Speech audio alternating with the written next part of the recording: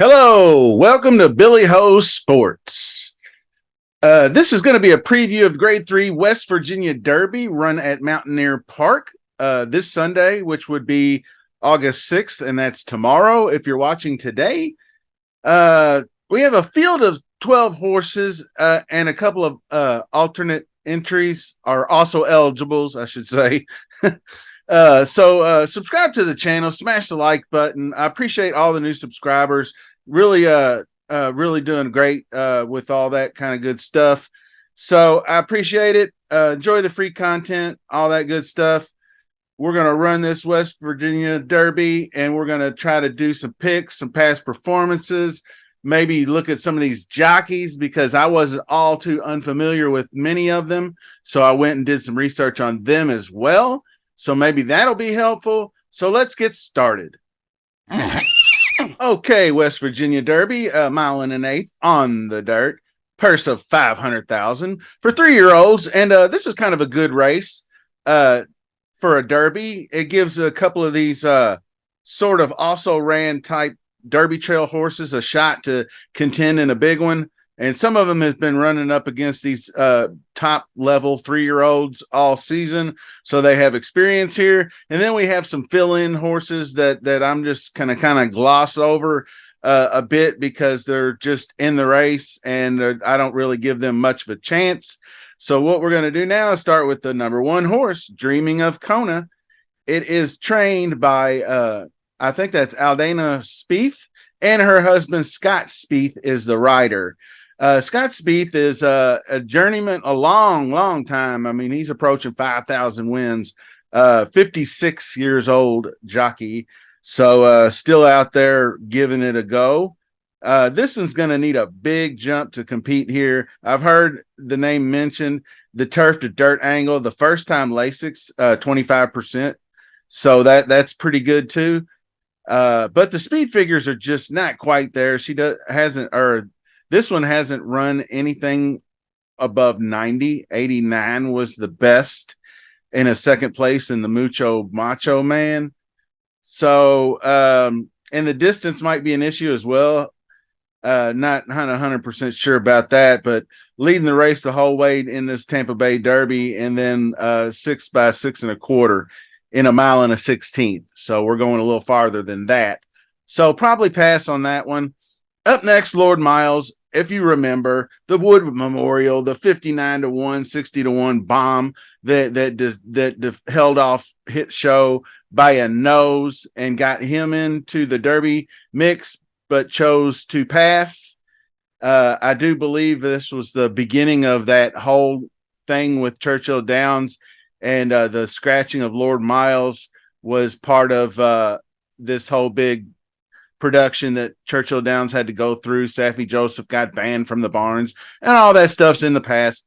But this one, other than the 99 that he ran at the Wood, I don't see the other big races. I mean, so a 59 to 60-1 shot that just up and ran the race of his lifetime is what it looks like to me, be honest with you.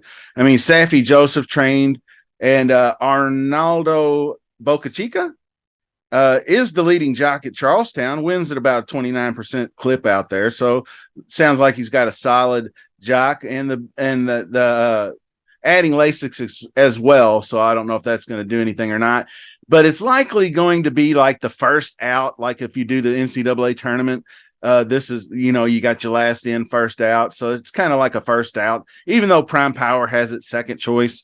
And it is, Sire is Curlin. So, he's going to be grinding, but you got to leave somebody out when you get to some of these horses. So number 3, Tapix Conquest, Brad Cox trained. Kendrick Carmouche is the jockey, and I was familiar with Kendrick. He's the number 3 jock out at Aqueduct, and he's about 48% of the time hitting the money. So solid jock, has experience riding big horses. So I don't mind that at all. Got good speed ratings, 94, 97, and in the 90s. The LA Derby was a bad one for it. I also forgot to mention, and I'm going to jump out to the big screen for this. The weather. Expecting weather tomorrow in West Virginia starting in the afternoon with just kind of scattered rain, storms, showers, and whatnot. And they started first post is 5 p.m. For this running. So the post time for this race is going to be about 8:15 p.m. Eastern Standard Time. So the track could be an off track. So I just wanted to emphasize that. Keep an eye on the weather during the day, and hopefully, it doesn't really mess anything up as far as, because usually it's like with golf, it can rain all at once too, but once the electricity hits the air, then we got a problem. So keep an eye on that, and we'll get back to the show. And Tappett's Conquest, Brad Cox, Kendrick Carmouche, I said. It's coming off a win and showed some speed, and this was a good, and I'll bring it up. Good is just slightly below fast. It just means it was a little, maybe they just got a shower through there, or it was just slightly, Ellis Park had some rain during that time. So good condition is just below fast, so it's not that bad. But he won by a head, so that's always a good thing to see. Just something other than fast tracks. So I like this horse. This horse is going to be on the betting card. Hint, hint. So ran second to Arabian Lion in that Sir Barton before the optional claiming win too. So solid contender in this race. Next one is Red Route 1. Son of Gunrunner. I always have to bring that up. Steve Asmussen trained Christopher Torres. I found this interesting. Christopher Torres, let me get to my sheet here. Only 6 out of 21 in the money at Camarero Park. And down here I looked, I saw that's Christian Torres. Christian, not Christopher. So is Steve Asmussen got like dementia or something, or I don't know. But I mean, I thought, well, maybe he's getting him because he rode him in this Rebel, and but it's not the same jockey. This jockey's way down the line. So I thought he would have done a better job of getting a jockey if he really wants to win this race, because this horse has got all the 90s, the 98s, the 95s, the 94s, and it closes hard, and it has run in the slop. So it's got decent success in the slop. It's not like it's winning every race, but it closes. And what Red Route 1 will need, and you'll hear it probably if you watch more than one video, is pace. Dropping class is going to help, and the closing style could be there if the pace sets up. So if we can get sort of a hotter pace, then we're going to be in better shape. So if you look at this, I don't always bring it up, but the first call, second call, this is the pace. These are like early pace, late pace, blah, blah, blah. But this is first call, second call, plus or minus, and the pluses is faster. The minuses are slower. So they got off to kind of a slow start, minus 12. And then they really picked it up toward the last of the race. But for a horse like Red Route 1, he needs plus 11, plus 14, plus 19, plus 10, because he gets his better results that way. If you got minus 16, he still ran fourth here, which is pretty decent. But the slower the pace, the harder it is going to be for him to come, because he's probably going to be like almost last. He might be more forwardly placed in this race because there is obviously about 4 or 5 horses here that just don't belong. And number 5, Looka Looka, is probably one of them. Trained by Robert Fleshman, ridden by Ajahari Williams, who Williams does ride at Mountaineer, but only about 25% in the money. All the bad bullets on the right. I bring that up. Poor trainer, poor speed, below average, beaten by weaker. None of that adds up to me. He doesn't have anything cracking an 80. So out Shelby, my man Biggie, Shannon Simpson trains, and Fausto da Silva rides. A lot of bad stuff over here on the right as well. Low percent trainer. So that's not always great. I have heard it was a 3rd place in this allowance, but I mean, this is not 12-5 allowance company. I mean, it does have some stakes experience down here, and did have a 3rd place in this 20K, but this horse is out of its league too, I think. I mean, it could surprise, you never know, but it's going to be huge odds. So I'm going to pass on that one. Times tapping. Lori Loudon-Smith is the trainer. Kevin Gonzalez will ride. And let's take a look here. Times Kevin Gonzalez, fourth in earnings at Mountaineer, 42% in the money, solid. But below average speed a little bit. 90's pretty good though here in the fourth place in this, but it's allowance. But it did run in the Ohio Derby, but got crushed. I mean, 39 links, so not good, Bob. So anyway, I don't think I'll have this one in here. So I'm going to pass on that one. Now we get to a contender, one in Vermilion. Esteban Martinez, trainer. Harry Hernandez will ride. And Harry Hernandez is like the leading jock out at Canterbury, so he's solid. And this was a front runner, so could be the lone speed. Ran a 101 in this DQ second place because it kind of got tired toward the end of the race and was just neck and neck with the second place horse, and he just drifted into him and made contact, and they're going to call the foul. He's no Forte. Let's put it that way, right?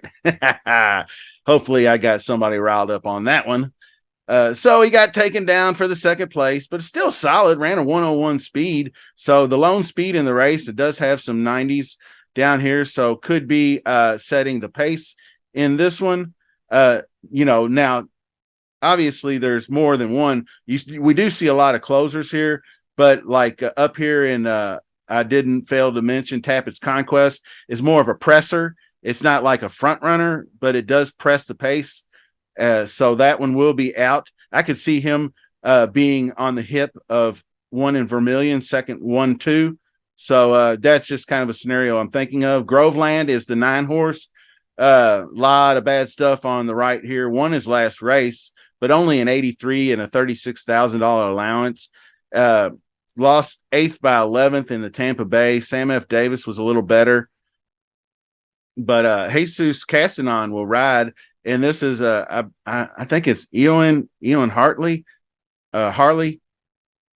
Apologize if I got that wrong. But that win didn't impress me all that much, really. So moving up, poor graded stakes, all that stuff, I'm going to pass. Fartlick, probably name says it all.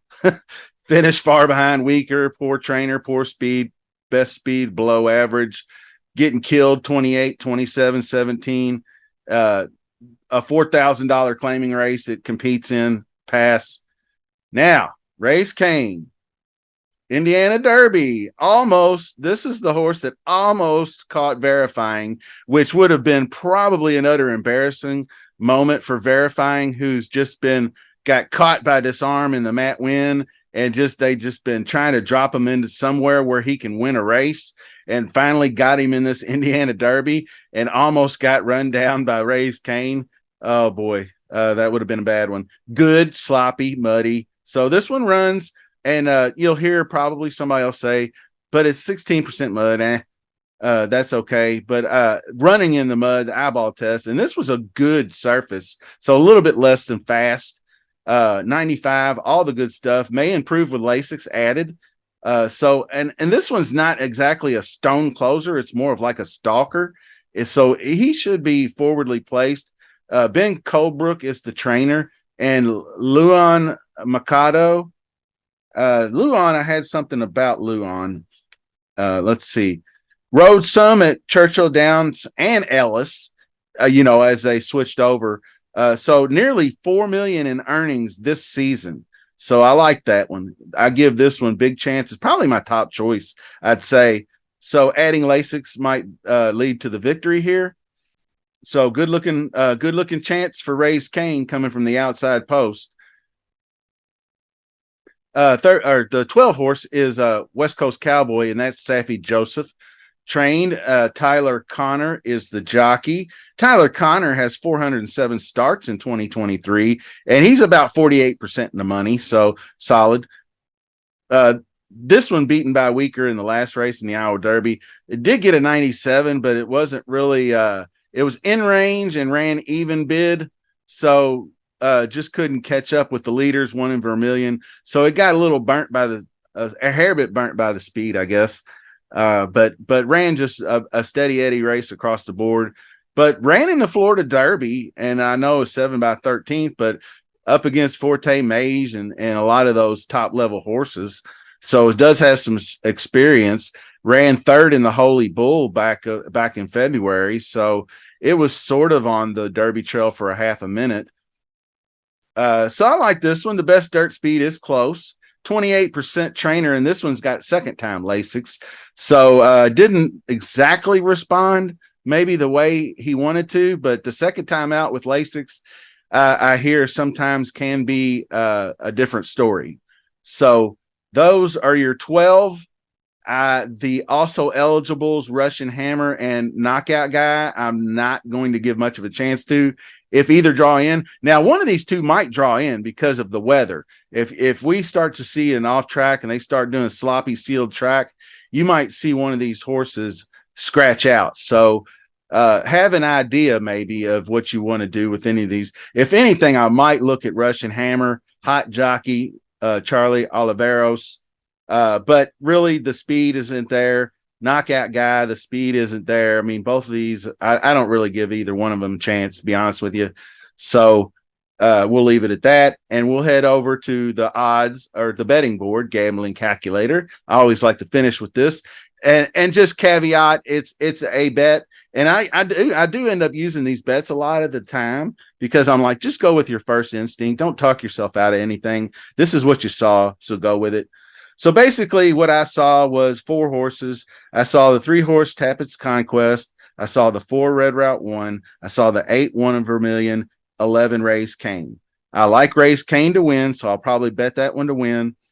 And then I'm going to do like I always do, like kind of the part wheel thing. And I'm going to go 2 horses over 4. So I'm going to go Tappett's Conquest because Brad Cox and this horse can get after it, pressing style, could be up there. And then I like Race Cane, even improving more on the off track if it's there.